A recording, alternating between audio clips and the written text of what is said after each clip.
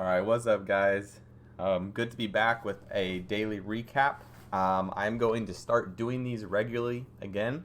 I took some time off of this to focus kind of in on myself, focus on my trading, and I'm doing these because hopefully it helps people and y'all can learn from these. But I'm also doing this because it majorly helps myself when I have to kind of collect all my thoughts and put out my plans and my reasons out into a video. It really makes it so that I learn so much more from it. So we're just going to jump in with this. My trading has kind of shifted here and there, but I think I've really found the niche that I'm focused on, which is outer lines, trying to play into the manipulation of a move, playing into the liquidity zones, playing into the emotions, right? So I want to be above the emotions so that I am shorting where people are stopping out. If any of you guys have been in the market cycle, you know hardcore that the high day clearouts are really, really crazy right now. And that is really what I am focused on. So I've got two trades today. We will go over those. I am green on the day, although not as much as I would like because I didn't get as much size on my winner, and my loss was just, that was fine. But I didn't get as much size on my winner as I should have. But we'll go over my loss today first. Hook. This one was a tricky one. Now, I had tacked the lines, so I think I did good on this, but this was a known trapper. This thing has really been difficult, the last 2 days. So there was a few things about it that definitely made it non-ideal, but I think as far as playing it, I played it pretty well. So of course, I'm hitting into the clear out of high a day, and I am risking above the 250. Whenever a clear out happens near a whole dollar or half dollar, I always risk above that because manipulators, they really like to mess with what the average trader is thinking and planning. That's what, they'll go on stop hunts, right? So I like to risk above those areas. So that's what I did on MTEK today as well, but we'll get into that. So I hit it, and then when I saw some selling on the tape, I saw some weakness. I added to it, but I was still only in like 30% size or so. So this really wasn't a big deal. I was sized the way I needed to be, and at the time that I hit this, my risk was 253. But when I saw it kind of holding up here, I really did not like that action. With these high day clearouts, you either want to see it drop, make a shelf, and drop again, or you want it to just hit the line and pretty fast reject like you see MTEK down here. That's what I personally like to see. So because I knew that this thing was kind of a trapper, it had really cleared people out hardcore yesterday, so always look at what it did because it can repeat the same history. I was definitely more skeptical of this. So when I'm trading something that is not as ideal for me, when I'm trading something that I feel less secure in, that my edge kind of isn't as obvious for me, I size down and I don't add to that. A lot of people I know were adding up here thinking it was going to be another clear out. I thought that too, but I didn't add because I wasn't confident in this trade like I wanted to be. So when I got my original entries and it started to hold up here, I really didn't like that, and I thought because it was so close to this 250 and it was holding that it might do another clear out.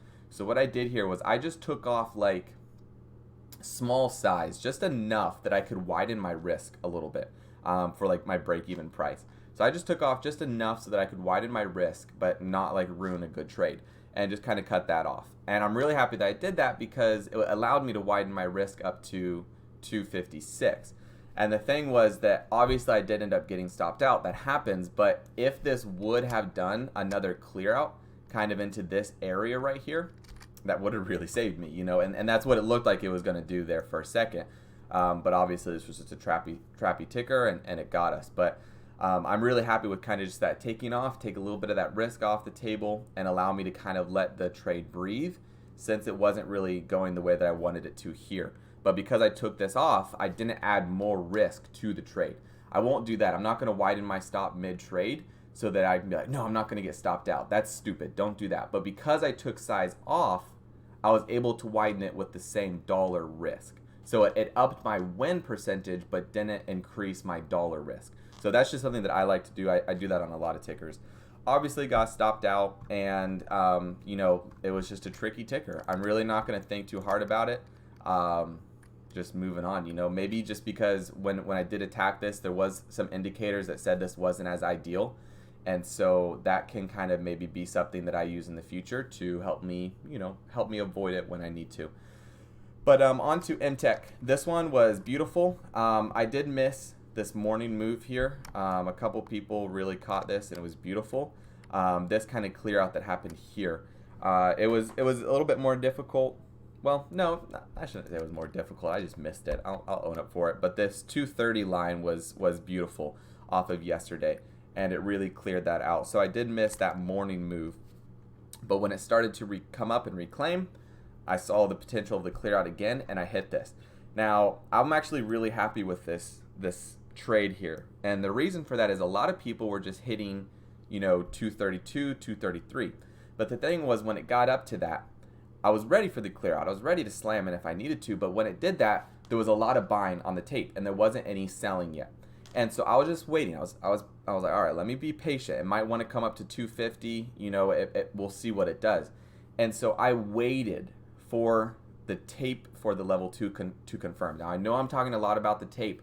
It's not the holy grail, guys, but it can help. But it takes a lot of time to learn how to read it. So don't do it unless you put a lot of time into learning how to do it.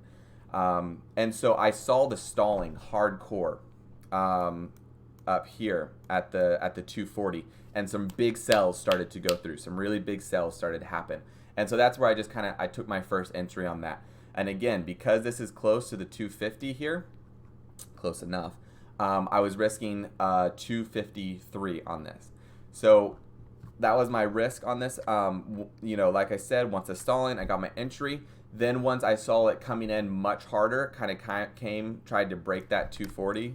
Zoom in on it, you can see kind of stuffed it there. When I saw that happen and the selling increase, I instantly got more size on. I didn't get full size again, but I did like double what was currently there. So I think I went in like 10% and another 10%, or it was 15% and another 15%. So I was still sized. And then I personally like to take off some into a really fast move. Those fast moves are beautiful, but oftentimes they can trap. As you saw here, it kind of grinded back up. So just whenever I get quick money, guys, I always like to lock it in. I always like to take that quick money.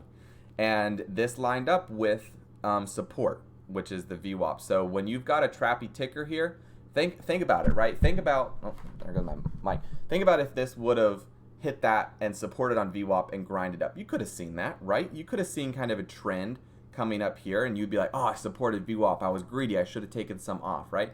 So obviously when it works, you think, oh, I should have been more patient, but you've got to account for the possible outcomes that could happen. So I was just seeing that, and I was just like, all right, I'm going to lock in some gains. So this arrow here was 50% of my size. And then each of these bullets here was 25% of my remaining position. I was going to be all out of the low a day / $2 line. Something that Steven, a moderator from MIC, talks about a lot is that $2, oftentimes it's a very strong mental number. For some reason, specifically the $2, it will act as really strong support and really strong resistance. So I always like to take off before that or at that line. So I took off some into the next wash, again locking in those gains, and then I held the rest for my price target of 205, which, you know, was a really good price target. Obviously, low a day is always what I try to get. So hopefully that made sense to you guys. If you guys have any specific questions, I would love to answer those, because obviously I can't cover everything. But if you have any questions about, you know, risk methods, sizing of arrows, you know, covers, anything like that you might have questions on, feel free to DM me.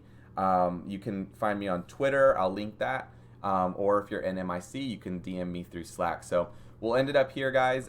Really, you know, interesting market the last couple days.